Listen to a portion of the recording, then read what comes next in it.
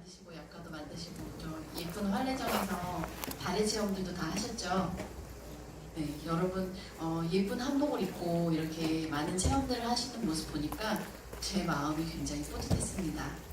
저희 선교장이 굉장히 많은 문화예술 프로그램들을 지금 발굴해내고 또 진행하고 있는데요. 저희 이 프로그램은 올해 2021년 문화재청의 고택 종갓집 활용사업으로 저희가 이 프로그램들을 지금 진행을 하고 있습니다. 이 프로그램은 문화재청, 강원도, 강릉시에서 후원을 해주셔서 저희가 더 다채로운 프로그램들을 진행을 할 수가 있게 되었고요. 올해 프로그램 이름은 300년 고택, 활례, 열화, 살아 숨쉬는 종가입니다. 그 중에서 오늘 이루어지는 프로그램이 고택 사람을 머금다인데요. 이 프로그램명은 마치 고택이 사람을 이렇게 머금고 있는 모습을 저희가 상상하면서 프로그램명을 정했고, 저희 고택 선교장에서 각 공간들 보통 때 들어가실 수 없었던 공간들에서 여러분들 오늘은 들어가 보실 수 있도록, 또 그곳에서 예전에 살아계셨던 분들은 어떻게 풍리를 즐기셨고 또 어떻게 살아가셨는지를 여러분들께서 오늘 손수 체험을 해보셨고요. 또 차장석 교수님의 또 귀한 강의도 들으셨습니다. 오늘의 엔딩 프로그램입니다. 오늘의 하이라이트인데요. 저희 문현의 정가 공연을 준비했습니다. 특별히 오늘 연주를 위해서 현경채 교수님, 음악평론가 현경채 교수님께서 각 곡목과 선교장에 대한 해설을 해주시면서 연주가 진행되도록 하겠습니다. 그럼 앞으로 현경채 교수님을 큰 박수로 모시겠습니다.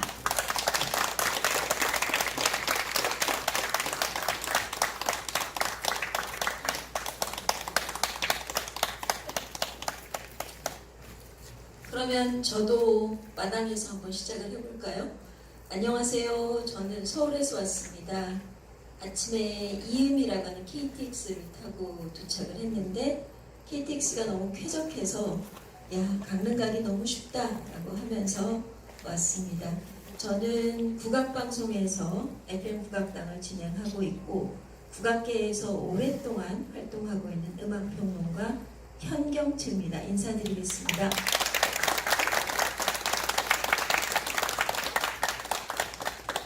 예전에 선배들은 풍류를 즐겼었죠. 풍류라고 하는 것이 무엇일까라고 하는 생각 한번 해봤습니다. 풍류라고 하는 것은 예술을 통해서 온전해지는 일을 풍류라고 했죠. 그래서 그 풍류는 무엇이든지 다 풍류가 될 수 있다라고 합니다. 고요하게 자신의 내면에서부터 심장에 들어가서 그것을 음악으로 표현했다 하면 그것도 이제 풍류가 될 것이고요. 그것으로 음악적인 행위를 해서 세상에 내놓는 것, 그것도 풍류가 될 수가 있습니다. 그래서 마음속 깊은 곳에 우리는 모두 울림이 있죠. 그래서 심금을 울렸다 라는 표현을 쓰게 되는데 그것이 마음에 있는 악기를 건드렸다 라고 하는 거죠. 그런 것이 다 풍류가 됩니다. 그래서 풍류라고 하는 것은 그것을 통해서 내가 온전히 이루게 되는 것인데, 음악하는 사람은 그게 이제 풍류가 될 것이고, 그 다음에 또 그림을 그리는 사람은 그림을 그리면서 온전히 되는 것, 이것이 바로 예술이죠. 그리고 또 어떤 사람은 꽃 향기를 맡고 자신의 몸이 온전히 됐다라고 하는 것, 어떤 사람은 차를 마실 때도 그것이 풍류가 될 수 있는 것입니다. 그래서 풍류라고 하는 것이 사실 저는 막연하게 생각을 했었어요. 그리고 가깝게는 문현 선생님께서 풍류를 하기 때문에 시조 노랫가락 합니까? 라고 하는 것으로 농담 삼아서 얘기를 했었는데요. 예전에 시인, 묵객, 시서화를 그리는 사람들은 금강산이라든지 관동팔경을 여행을 했다라고 합니다. 그 중심에는 강릉에 있는 선교장이 있죠. 그래서 이 선교장에 꼭 들려서 그 풍류의 중심이 강릉의 선교장에 있어서 거기에서 시도 하나 남기게 되고 그림도 하나 그리게 되고 그렇게 되는데, 그런 것들이 이 선교장 박물관 안에 잘 보존이 돼 있더라고요. 오늘은 여러분들께서 하루 종일 선교장을 체험을 하셨고 그리고 동쪽에 있는 한옥 중에서 가장 아름다운 한옥이고 99칸이 됐다라고 하지만 실제로 그 칸수는 훨씬 더 많다라고 합니다. 그러면 우리가 이 안에 채울 수 있는 풍류가 무엇일까? 라고 생각을 했는데 그것은 바로 시서화, 음이죠. 옛날 6외 중에서 음악으로 사람을 완성시킨다라고 했는데 바로 그것입니다. 그렇기 때문에 사람이 완성이 되어야 되기 때문에 그런 음악들은 대부분이 아주 느린 음악들이죠. 느린 템포이기 때문에 여러분도 느리게 따라가면 좋을 것 같습니다. 사실 좀 빠른 템포라고 하는 것으로는 자신이 온전히 되기가 상당히 어렵습니다. 그래서 느린 템포로 가면서 음악으로 온전히 되어야 되는데 그런 음악 중에서는 가곡이라고 하는 음악도 있고요. 시조라고 하는 음악도 있고 가사라고 하는 음악도 있습니다. 오늘 이 자리에서 노래를 부르실 문현 가객은 국가무형문화재 제41호 가사의 이수자이고요. 그리고 시조로 박사학위를 쓰고 수많은 시조 중에서 다양한 시조를 전통 시조뿐만 아니라 창작 시조까지 부르는 시조의 전문가고 실제로 풍류계입니다. 원래는 화공학을 전공했다가 나는 풍류를 해야 되겠다 작파를 하고 국악계로 들어서 사실 뭐 국악계는 이것이 자신이 평생을 갈고 닦는 돌을 닦는 것 같은 느낌으로 하게 되죠. 그래서 오늘 부르실 노래는 시조도 있고 가사도 있고 그리고 중간중간에 함께 반주하는 친구들이 반주하는 선생님들께서 산조도 한 대목씩 노래를 연주를 하고 그렇게 진행을 하도록 하겠습니다. 이런 음악들은 대부분 차분하게 하는 음악들입니다. 시조는 도대체 언제 불렀을까요? 친구가 놀러 오면 검은고를 타고 시조를 노래를 했겠죠. 느린 템포로 노래를 했습니다. 자, 그러면 이제 두 곡의 음악 먼저 들려드리도록 하겠습니다. 먼저 형시조 동창이라고 하는데요. 동창이 밝았느냐 노고지리 우지진다 라고 시작하는 여러분들 네 맞습니다. 학교 다닐 때 교과서에 있던 바로 그 음악이죠. 여기에는 이제 대금과 조형석 씨의 대금과 그리고 조선우 씨의 장구가 함께 연주할 것이고요. 긴 호흡으로 따라가시면 좋을 것 같아요. 원래는 더 느린 음악도 있고 여러분들이 눈을 감고 들어야 되는 그런 음악들도 있는데 처음부터 너무 긴 음악으로 하면 놀라서 도망가 버리실까봐 어느 정도 된 템포 되는 음악으로 준비를 했고요. 그리고 이 음악을 들을 때 처음에는 잘 안 들리실 수도 있어요. 하지만은 난 전생에 세종대왕의 딸이었다. 전생에 왕족이었다. 전생에 상류사였다 라고 하시는 분들은 아마도 이 음악이 낯설지 않으실 것이고요. 만약에 그 댁의 하녀였다, 머슴이었다, 그럼 아마 몸이 뒤틀리실 것입니다. 그러니까 이 음악을 들으면서 여러분들이 표정 관리를 잘 하셔야 될 것 같아요. 남들이 봤을 때는 다 품격 있어 보이긴 했는데 음악을 따라가기 어렵다라고 하면 내가 세태에 너무 물들었구나 라고 생각하실 것 같습니다. 자, 평시조 문현 가객의 노래를 먼저 들으시고요. 이어서 한지수 씨가 직접 만든 생황산조까지 이어드리도록 하겠습니다. 큰 박수로 청해 주십시오.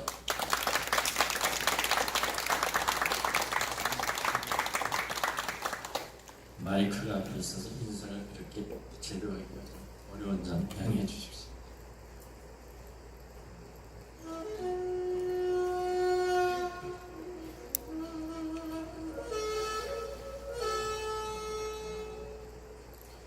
동창이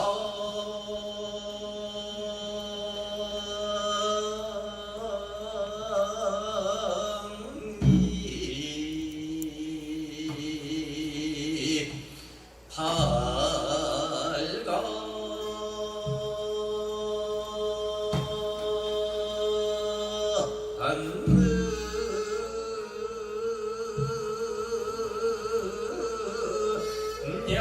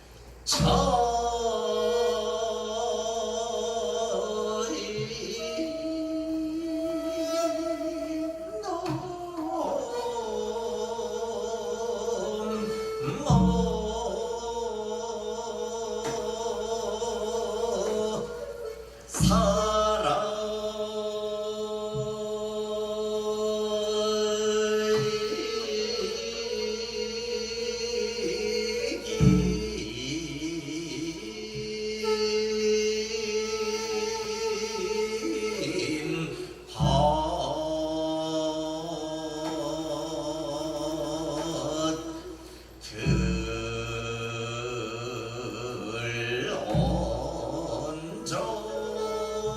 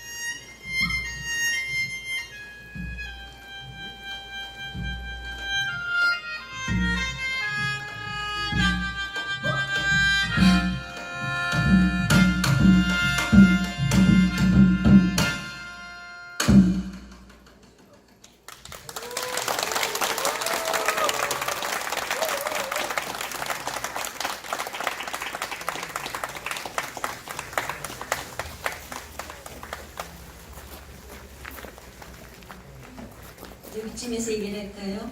앞서서 형시조로 동창이 밝았느냐라고 하는 것을 성비의 노래로 보내드렸고요.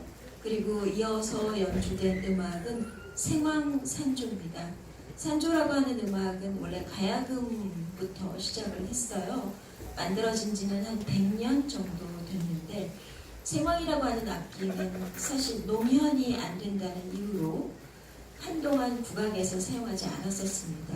최근 들어서 20년 정도 이 악기를 다시 국악의 핵심적인 장소로 끌어들여서 사용하게 됐는데요. 그래서 생황은 산조가 없었습니다. 하지만 최근 들어서 몇 명의 생황 연주자들, 김효영이라든지 한지수라든지 이런 생황 연주자들의 노력에 의해서 생황산조가 만들어졌는데요. 올해는 또 특별히 산조 연주회가 아주 많았습니다. 서울에 있는 도남은 국악당에서는 44명의 연주자들이 47개의 류파의 산조 전바탕을 2달에 걸쳐서 공연을 했던 것도 있고요. 그리고 명무죠. 국수호 명무는 산조 음악에 맞춰서 홀춤을 짓다라고 하는 음악회 무용 공연을 하기도 했었습니다. 그런데 제가 놓쳤던 공연이에요. 한지수가 연주한 생황방앗간이라고 하는 음악회에서 자신이 만든 생황 음악을 연주를 하고 그리고 또 일주일 내내 생황을 어떻게 만드는지 해치하고 조합하고 생각의 과정을 전시와 함께 했던 그런 당돌한 친구입니다.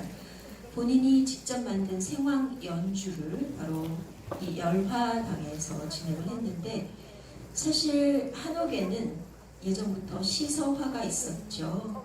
그리고 문인들이 시를 쓰고 거기에 맞춰서 새롭게 노래를 시조창으로 부르고 그런 풍류들이 남아있는데 지금 현재 글과 그림과 이런 것들은 박물관 속에 있죠. 사실은 집이라고 하는 것은 사람이 그 안을 채워야 되죠. 그래서 그 안에 온기도 있어야 되고 거기서 만든 모두 항상 이 자리에서 즐길 수 있어야 되는데 이렇게 아름다운, 저는 이렇게 아름다운 한옥은 처음 보는 것 같아요. 아름다운 한옥에서 예전에 선배들이 그림 속이나 뭐 이런 데 보면 생황 그림도 많이 있었죠. 그들이 이만큼 풍류를 즐긴다라고 하는 증거물로 생황을 갖다 놓기도 하고 김홍도의 그림 속에 담아내기도 하고 뭐 그랬었죠. 근데 그랬는데 여기 열화당에 생황을 연주하는 모습을 보니까 예전에 봤던 그 그림도 생각이 나고 그리고 예전에 문인들이 썼던 문집에 등장을 하는 생황도 생각이 나고 그래서 이걸 빨리 여기에서 생활화 아니면 우리가 자주 볼 수 있도록 하는 게 좋지 않을까? 라는 생각도 들었습니다. 지금 이곳은 선교장이고요. 선교장에서도 이후라고 하는 사람이 만들었다라고 하는 이 열화당이라고 하는 곳입니다. 열화당은 진나라 때 시인이죠. 도영명의 귀거래사에서부터 구절을 받아서 그 구절은 뭐 열친지지정화라고 하는 곳에서 받아서 열화당이라고 하는 이름을 줬다라고 합니다. 이후라고 하는 분은 바로 이 댁의 후손이고요. 효명세자의 후손이죠. 그런데 사실 그가 나가서 은둔 생활을 하게 된 것은 과거에 실패를 했기 때문이라고 합니다. 하지만 이곳에 와서 열화당을 짓고 이곳에서 풍류 생활을 우리가 제대로 완성해보자 라고 해서 풍류를 했던 바로 그런 곳이라고 하는데요. 이렇게 보니까 이 차양이 아주 독특한 차양이 있어요. 이 차양을 보는 순간 이거 덕수궁에도 있는데? 라는 생각이 들었고 그리고 또 창덕궁 후원에 보면 연경당 독서 차양과 같은 형식이라고 합니다. 예전에 개화기 때 서방 제국의 조선 침략을 일원으로 해서 전국 산업조사를 벌이러 다녔다고 해요. 그때 러시아 공사관들 직원이 강릉지방을 조사차 나왔다가 선교장에 머물렀는데 그때 아주 융숭한 대접을 받았던 모양이에요. 그래서 그때 감사하다는 뜻으로 지붕의 동판 그리고 부재를 보내주셔서 그거를 이렇게 만들어서 여기에 보면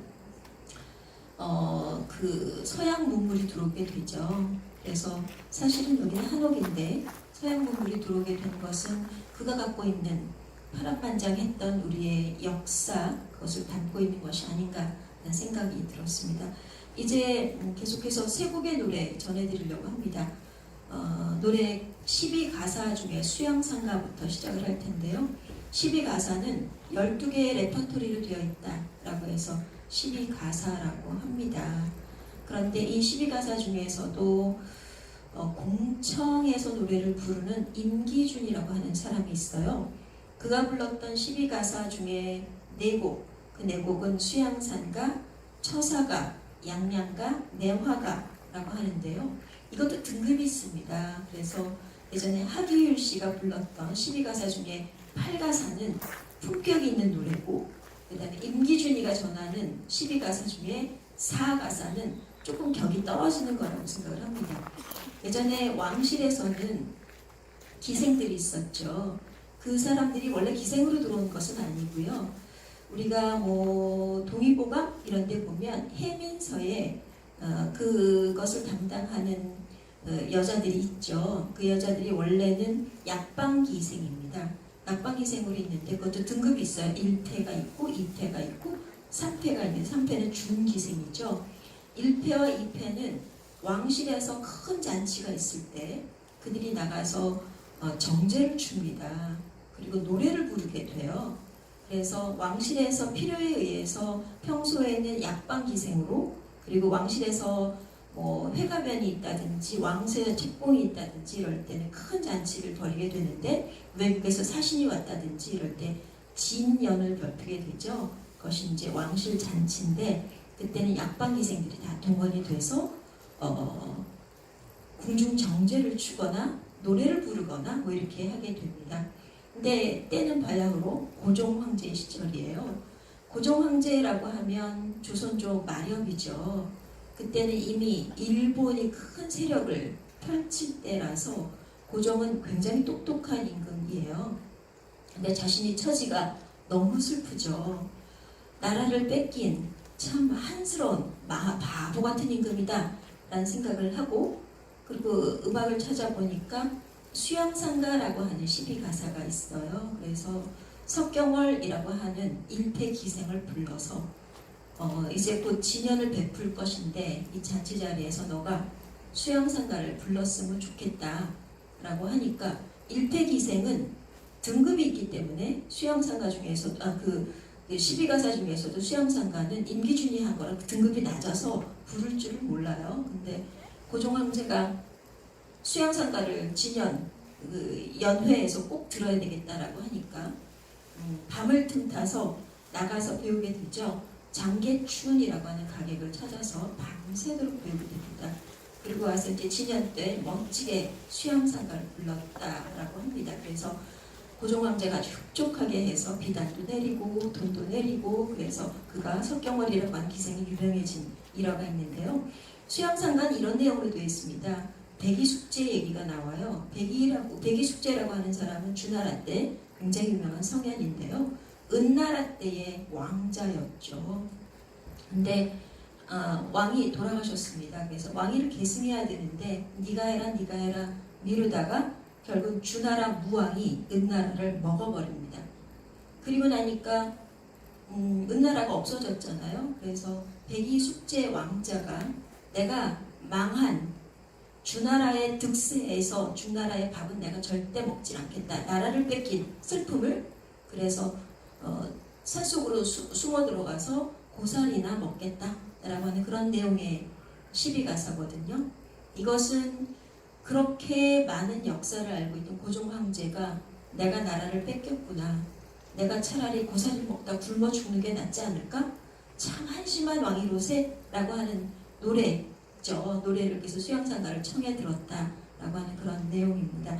얘기가 좀 길었는데요.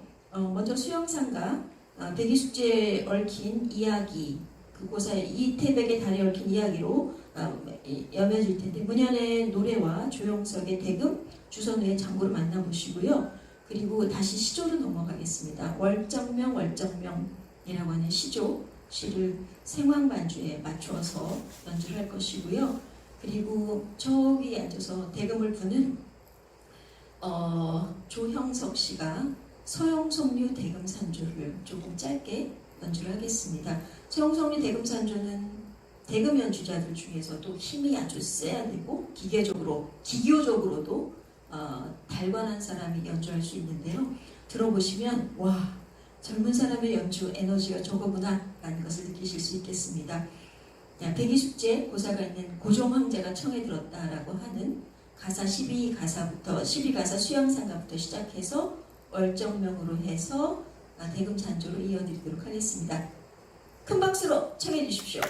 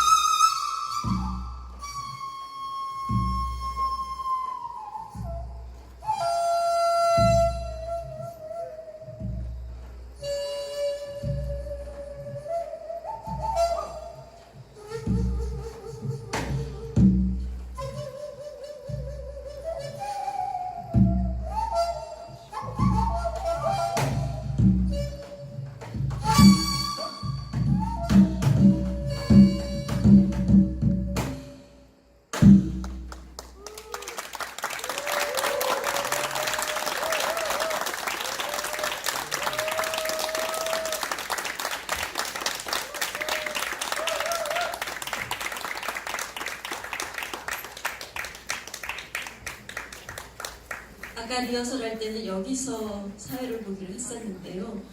한지훈 팀장님? 과장님? 근데 여기서 하니까 샘나서 저도 한번 해봤는데 제자리로 돌아왔습니다. 앞서서 들으신 세 곡의 음악은 수양산가, 그리고 또 월정명이라는 시조, 그리고 앞서서 들은 이것은 대금산조라고 하는 음악입니다.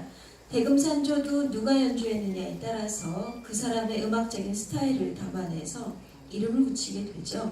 앞서서 들은 대금산조는 서영석 명인께서 남긴 서영석류 대금산조고, 지금 현재 연주하는 대금산조 중에서 가장 힘이 있고 가장 에너지가 있고 부르기 연주하기 너무 어렵고, 그리고 이 입술 대는 취구하고 손을 잡는 지공하고 사이에 얇은 막이 있는 천공이 있어요. 그 천공을 울려서 내는 소리가 아주 시원하게 장쾌하게 되어 있는 그런 산조입니다. 사실 시조 가사 반주를 하느냐고 조용석 씨가 요 구석에 있어서 그가 갖고 있는 음악적인 기량을 살펴볼 수 있는 기회가 없었는데 이렇게 대금산조를 올곧게 들을 수 있으니까 너무 좋죠. 저는 요즘 들어서 젊은 음악가들의 음악을 들으면서 예전에 태어나기 참 다행이다. 지금 태어났으면 대학도 못 갈 뻔했다 라는 생각이 들었습니다. 저 좋은 대학 나왔거든요. 근데 그때는 그 대학 들어갈 때 음악적인 기량이 그렇게 뛰어나지 않았던 것 같아요. 근데 지금은 젊은 연주자들의 음악적인 예술성 기량이 엄청나게 뛰어났습니다. 그래서 이런 걸 보면서도 참 대단하다는 생각이 들었습니다. 지금 여러분들께서는 선교장에 계시고요. 열화당이라고 하는 아름다운 건축물에서 펼쳐지고 있는 문현 가객의 정가음악회 함께 하고 있습니다. 사실 이 자리는 선교장이라고 하는 아주 멋진 반가 중에 최고인 한옥이죠. 지난번에 왔을 때는 여기 한번 제가 천천히 둘러봤었어요.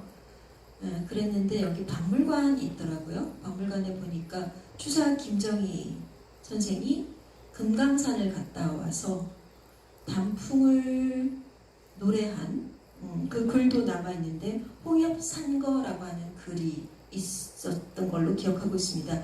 단풍이 붉게 물든 산이라는 글을 남기고, 그다음 백범 김구 선생의 글도 있고요. 그리고 또 누구 글이 있더라? 대원군의 대련도 있죠. 그것을 보면 예전 분들이 이쪽 동네에 오면 꼭 들려야 되는 곳이 여기고, 그리고 이 한옥이 너무 아름다운 것인데 이 한옥을 이렇게 가장 융성하게 만든 분이 이후라고 하는 분이라고 한데요. 만석군으로 키우신 분이죠. 그래서 예전에 왕궁도 얼마나 좋았을까, 그리고 그 안에 있는 풍류라고 하는 것이 또 얼마나 근사한 것인가 라는 생각을 하게 됩니다. 여기에서는 풀벌레 소리도 들리게 되고, 오늘은 날씨가 흐려서 하늘에 있는 별을 볼 수 있을까 모르겠네요. 그리고 이 선교장 이쪽에 보면은 소나무 있어요. 그래서 제가 여기서 1박을 하게 되거든요. 그랬더니 알만한 사람이 아침 일찍 일어나서 산책 한번 하라고, 공기 너무 좋고 그 기운이 굉장히 좋다라고 하는데, 그런 곳에 저희가 풍류를 채울 수 있어서 너무너무 좋습니다. 제가 음악평론가이기도 하지만 사실은 여행작가이기도 하거든요. 그래서 방학만 되면 배낭을 메고 70일씩 남미로, 동유럽으로, 러시아로, 조지아로, 아르메니아로 다니게 되는데, 그때마다 찾게 되는 것은 뭐냐 하면 그 나라가 갖고 있는 다른 나라에서는 흉내낼 수 없는 것이 무엇일까 라고 하는데, 그것이 음식이 될 수도 있고요, 건축이 될 수도 있고요, 음악이 될 수도 있습니다. 근데 저는 아름다운 건축 안에서 하는 음악을 찾아다니게 되죠. 그것이 없다면 그 도시는 갈 필요가 없습니다. 그런데 강릉 선교장은 너무너무 아름다운 건축물이죠. 한옥입니다.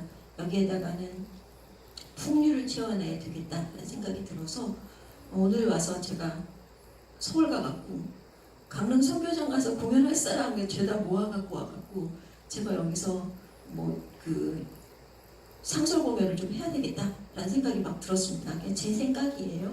근데 여기가 너무 네 감사합니다. 누가 박수 치셨네. 감사합니다. 꼭 할게요. 게다가 여기 오면 아까는 좀 그랬지만 한복 입고 한옥에서 사진 찍으면 너무 예쁘잖아요. 그 사진만 남겨도 본인들에게 굉장히 영광스러운 그런 일일 것 같습니다. 아, 준비가 다 됐군요. 사실 이거 준비하는데 오래 걸린다고 쓸데없는 얘기 계속하라고 그랬는데 이 곡은 한지수라고 하는 친구가 직접 쓴 곡입니다. 낙화유수라고 하는 음악인데요. 이 음악은 봄이 이렇게 꽃이 진다라고 하는 뜻으로 만드는 것입니다. 사실 생황 연주자는 김효용 씨가 오기로 했었어요. 근데 김효용 씨가 너무 운이 안 좋게 운이 나빴습니다. 그래서 사고가 나서 척추를 다쳐서 3개월 동안 연주를 할 수 없게 돼서 여러분들이 갖고 계신 인쇄물에는 김효영이라고 써 있겠지만 오늘은 그거보다 연배가 훨씬 아래 연배인 한지수 씨가 와서 연주를 하게 될 텐데요. 한지수 씨는 최근에 문화재청에서 제작한 문화유산 방문 캠페인 2021 문화유산 방문 캠페인 코리아 인 패션이라고 하는데 공주의 꿈이라고 하는 것에 음악 담당하고 직접 생황도 연주하고 그랬습니다. 대단한 젊은 음악가죠. 오늘은 그거 원래는 뭐 가야금도 들어가고 이렇게 해야 되는데 그냥 있는 대로 주성우 씨가 타악 몇 개 연주하고 그리고 또 한지수 씨가 자신이 작곡한 낙화유수라고 하는 음악 전해드리도록 하겠습니다. 큰 박수로 청해 주십시오.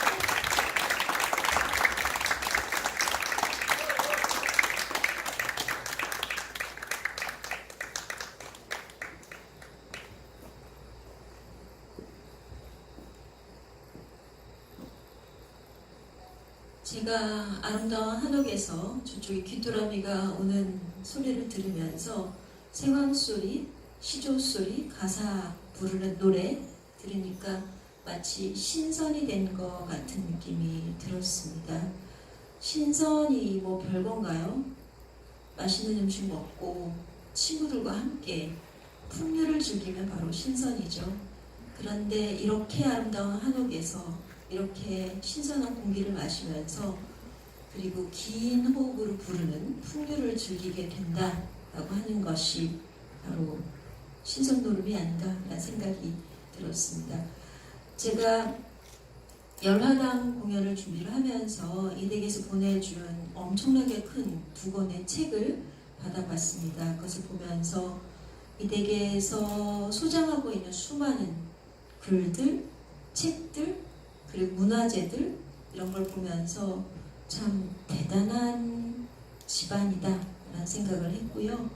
그리고 와서 너무 아름다워서 깜짝 놀랐습니다. 연꽃도 예쁘고 바람도 살랑살랑 불고 그리고 엄청 더울 것 같아서 어쩌나로 걱정을 했는데 날씨도 너무 좋고 아까 비가 살짝 뿌리더니 비는 또 금방 없어졌고 그래서 이 아름다운 곳에서 이렇게 좋은 풍류를 할 수 있어서 너무 좋았습니다. 그리고 한편으로 무슨 생각을 했냐 하면 예전에 가곡가사 시조를 부르는 문인들이죠. 문인들은 본인이 직접 시를 썼습니다. 그것이 바로 시조라고 하는 것이고 가사라고 하는 것은 가사문학이라 조금 더 긴 것이 있습니다. 그리고 또 거기에 노래를 얹어서 부르는 가곡가사 시조라고 하는 것들이 있는데 예전에 문인들은 도대체 언제 어디서 어떤 노래를 불렀을까라고 하는 걸 좀 찾아보게 되면 달이 휘영청 뜬 날 시상이 떠올라서 시를 쓰게 되고 노래를 얹어서 부르게 되고 그리고 지난번에 담가놓은 술이 아주 맛있게 익었을 때 친구를 불러들여서 또 시조 음풍농을 풍류 한 판을 벌이게 되고 그리고 또 어떨 때는 꽃이 휘영청 흐드러지게 폈을 때 그때도 시를 쓰고 노래를 불렀다라고 합니다. 그렇게 여유롭고 멋스러운 선조들이었었어요. 그런데 지금은 어떻습니까? 풍류를 잊어가고 있는 것 같죠. 그래서 사람들이 지금 AI 시대, 4차 혁명 시대에 무슨 시조 노래가락을 하느냐라고 하지만 이럴 때일수록 우리의 정신 건강을 챙겨야 되겠죠. 관조라고 하는 것, 그리고 긴 호흡이라고 하는 것, 나의 건강을 위한 것이 무엇일까라고 생각해야 되는데 조금 더 여유롭고 그리고 이런 음악을 즐길 수 있는 여유? 그죠? 우리가 보통 어떤 것에 최고의 경지에 올랐을 땐 뭐라고 얘기를 하냐면은 예술이다라는 표현을 쓰게 되는데 맞습니다. 그 예술의 경지가 바로 풍류의 경지죠. 계속해서 귀뚜라미 소리가 있고 그 다음에 살랑살랑 바람이 불어오고 너무 좋네요. 자 이제 신선이 된 것 같이 한바탕 놀아보자 라고 하는 노래로 여미도록 하겠습니다. 사설지름시조 합타고라고 하는 것인데요. 사설지름시조라고 하는 거는 사설이 촘촘하게 들어갈 거예요. 그리고 앞을 질러낼 겁니다. 그래서 사설지름시조라고 하는데요.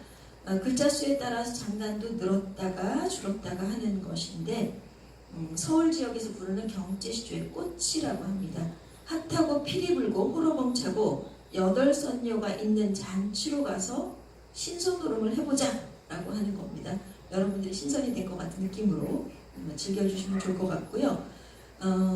국가무형문화재 제41호 가사의 이수자인 문현가게께서 소리를 멋지게 해주실 거고 그리고 조형석 씨의 대금, 그다음에 주선우 씨의 장구가 함께 하겠습니다. 그리고 이따 나와서 인사를 드리긴 하겠지만 한지수 씨가 오늘 생황으로 대타인데도 너무 예쁘게 하고 와서 너무 당차게 무대를 꾸미는 것도 저는 굉장히 준비된 연주자구나 하는 생각을 갖게 했습니다. 마지막 곡 핫하고 저불고 사선지름시조 여러분들에게 소개하면서 저는 여기서 먼저 인사드리도록 하겠습니다. 뭐 제가 강릉에서는 굉장히 낯설지만 국악계에서는 조금 연주회장도 자주 다니고 좋은 연주 발굴해서 방송에 소개도 하고 이런 일을 하고 있는 음악평론가거든요. 나중에 또 이 자리에 자주 뵀으면 좋겠습니다. 지금까지 현경채였습니다. 감사합니다.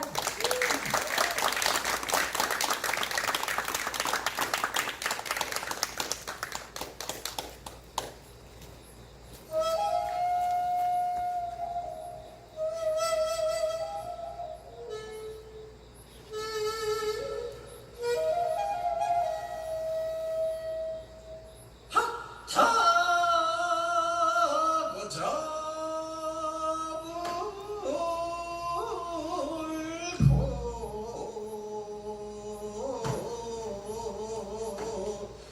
호로병 차고 불러줘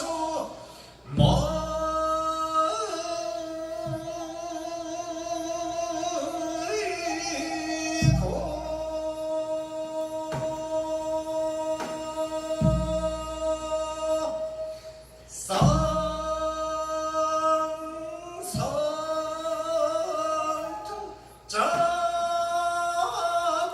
새등거리 꽃하는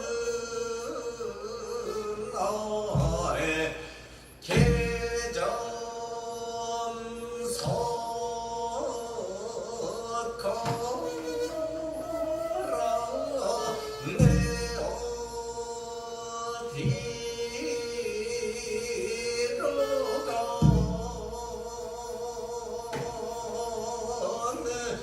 내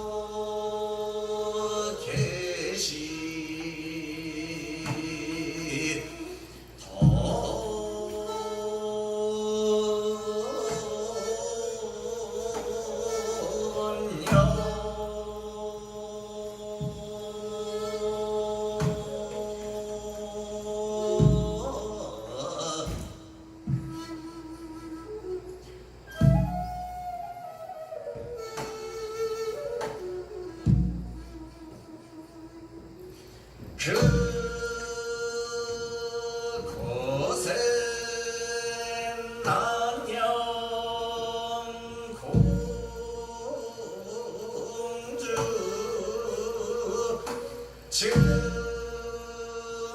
증경배 진채봉 거춘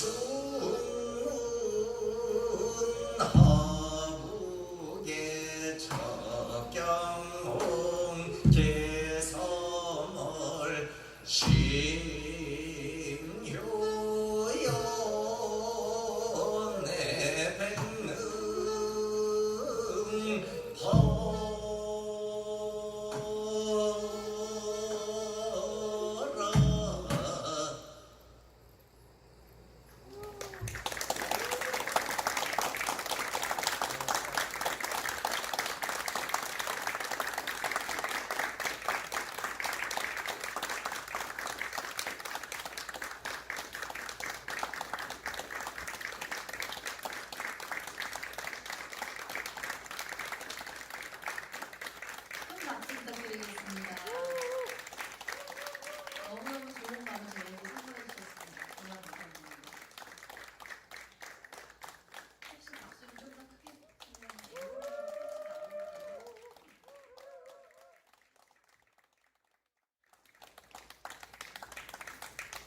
여러분 끝까지 이렇게 자리 지켜주시고 끝까지 이렇게 좋은 시간 함께 해주셔서 정말 감사드립니다. 오늘 하루 정말 너무 행복하지 않았나요? 네. 오늘 정말 마지막 순간까지도 너무나 소중한 음악들, 이런 귀한 공연을 저희가 어디서 듣겠습니까? 선교장과 너무나도 잘 어울리는 제대로 된 옷을 입은 그런 모습으로 저희 정말 좋은 공연을 선사해주신 모든 연주자 선생님과 특별히 오늘 아주 멋진 해설로 저희를 정말 연주에 대한 소개도 너무 잘해주셨지만 선교장에 대한 소개도 너무 잘해주셨고요. 또 그야말로 제가 뭐라고 말씀드려야 될까요? 거의 연예인이시죠, 교수님이. 예, 너무나 훌륭한 해설을 해주신 현경채 교수님께 큰 박수 부탁드립니다. 정말 감사드립니다.